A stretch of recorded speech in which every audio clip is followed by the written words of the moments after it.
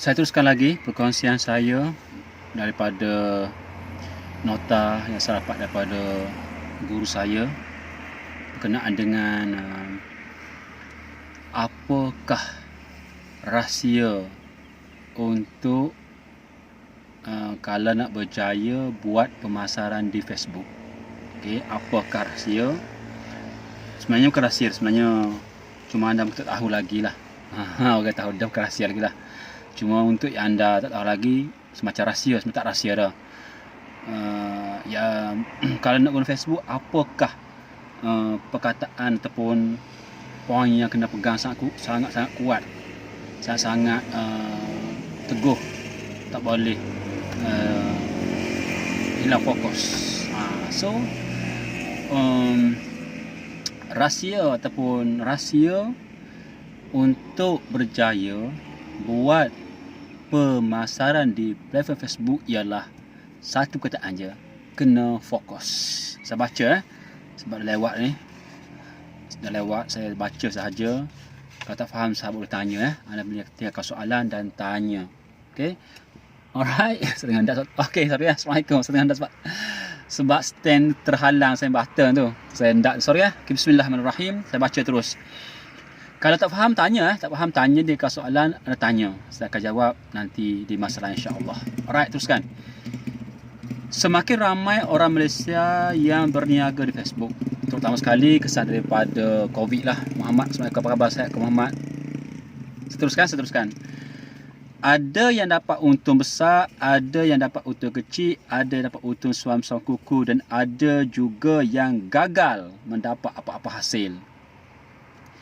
Baik, saya baca. Kita lah. Kata bijak pandai, kejayaan ada caranya, kegagalan pula ada sebabnya.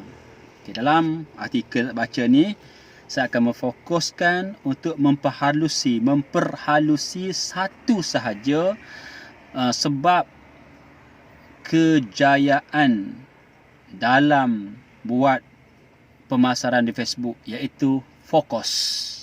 Fokus ni apa yang dimaksudkan fokus? Fokus bermaksud, kalau bersalin ini poin penting ni. Salin dan baca berulang kali. Fokus bermaksud tidak melakukan perkara yang tidak ada kaitan ataupun tidak berkaitan dan yang tidak dirancangkan. Itu fokus bermaksud tidak melakukan sesuatu yang tidak berkaitan dan tidak melakukan yang tidak dirancang. Okey. Bermaksud kita buat satu perkara yang ada kaitan dengan bisnes kita dan yang ada kaitan dengan apa yang telah dirancang. Itu maksudnya. Kita hanya melakukan perkara dan hanya melakukan tindakan yang mengarah, yang menuju kepada hasil yang telah disasarkan, yang nak disasarkan. Contohnya, kalau kita mahu hasil RM500 sehari, hasil jualan kita RM500 sehari melalui jualan di Facebook, maka apakah tindakan, apakah usaha yang perlu dilakukan? Apakah rancangan, apakah tindakan, apakah usaha yang perlu dilakukan? Untuk berjaya berniaga di Facebook atau berjaya melakukan pemasaran di Facebook, terdapat beberapa perkara yang perlu kita ambil serius. Saya baca sebab lewat tentang fokus saja. Satu, mesti buat satu, fokus pada satu jenis produk sahaja untuk satu Facebook, ataupun fokus pada satu bidang, satu produk atau servis sahaja untuk satu Facebook. Boleh? Kita baca keterangan dia. Contoh, untuk Facebook page, Facebook page A, kita hanya jual produk pakaian wanita sahaja. Manakala di Facebook page B, contoh, kita hanya jual produk pakaian untuk lelaki dewasa sahaja. Saya sendiri contoh, satu FB page khusus untuk produk gastrik sahaja. Satu FB page lain tentang untuk produk resdung sahaja. Itu sahaja sebab saya amal benda ni.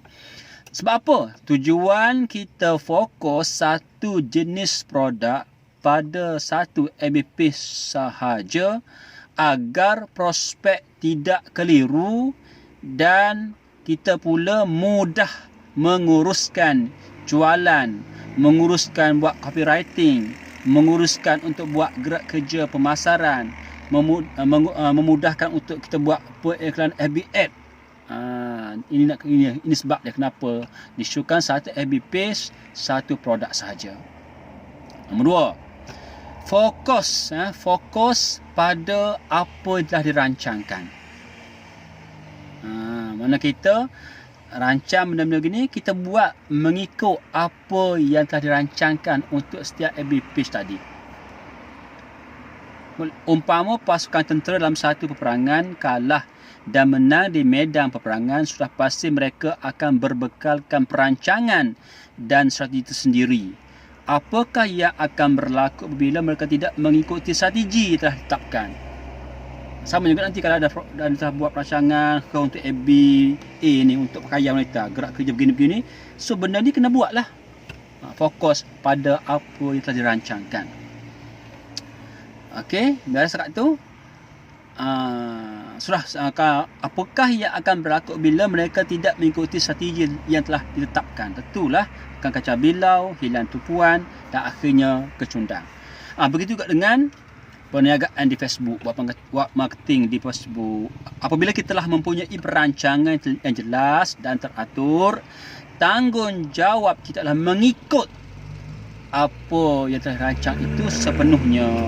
Lakukan tindakan seperti dirancangkan.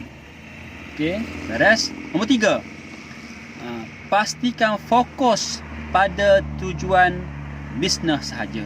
Satu Facebook tadi, kalau tentang bisnes, pengisian dia, gerak kerja dia tentang bisnes sahaja. Yang campur aduk dalam FB yang sama dengan benda lain. Saya baca betapa ramai usahawan yang mahu menjadi hero di Facebook dengan menulis hal-hal politik, isu semasa dan sebagainya. Tak fokus lah. Satu FB itu berbagai. Boleh saya share di masa lain. Tiada halangan untuk itu, memang boleh. Tetapi apabila kita sudah terlebih sudu pada kuah, kita akan rugilah. Perniagaan kita akan terabai, perancangan akan tinggal perancangan dan tak akan boleh buat. Elakkan terlibat dengan perbincangan isu semasa di Facebook yang kau untuk berniaga tadi. Okay, sebab akan menyebabkan hilang kawalan dan hilang fokus pada matlamat tujuan yang kita nak dapat tu. So itu dia, simple sangat ya, 3 fokus yang anda perlu buat supaya anda boleh memberi full throttle commitment pada satu page tadi, satu produk, fokus tentang itu sahaja, perkongsian maklumat apa-apa sahaja. FB contoh saya diri FB berkenaan dengan produk gastrik perut, untuk masalah perut, masalah gastrik. So dalam tu saya isi berkenaan dengan hal-hal informasi maklumat berkenaan dengan perut sahaja. Anda boleh follow saya di Sabri Ibrahim SKM2. Itu khas untuk hal-hal berkenaan dengan organ perut dan permasalahan perut sahaja. Okey, beres. So setkan mindset. Apabila kita ada satu FB post untuk bisnes, fokuskan kepada hal bisnes sahaja. Okey, beres sangat insya-Allah. Harap-harap dapat sesuatu, dan yang penting kalau faham kena amal lah. Sekian. Jumpa lagi nak 11 nak buka puasa. Assalamualaikum, terima kasih. Bismillah.